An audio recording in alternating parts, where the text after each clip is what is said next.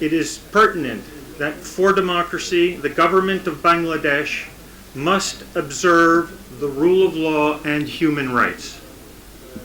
We observed the presence of a significant number of voters, including many women, at some 25 polling stations where I personally was present. The ratio of votes casted against registered voters at those particular voter stations as of 3 p.m. ranged from 11% to 69%. That is in my own personal observation and the folks that were with me. Moreover, on election day, talking to many voters, we found that they did not face any obstacles at the polling stations. We observed no intimidation of voters and no intimidation of polling station officials. Based on our observations, therefore, we can state that the 12th national parliamentary election of Bangladesh was conducted in a free, fair, and safe environment on polling day.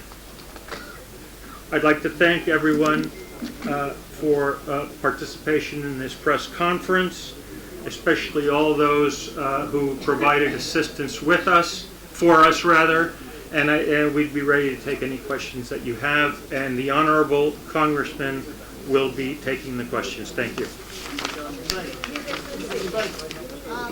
What do you mean by participatory? You said it was free, transparent, and participatory. What do you mean by participatory?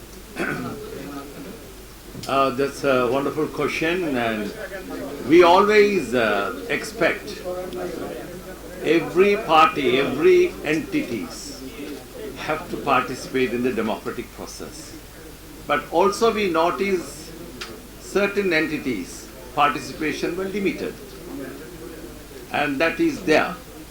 But we always encourage to democratic process has to be encouraged, and participation of all the entities has to be encouraged, and also the franchise fully practiced by the people.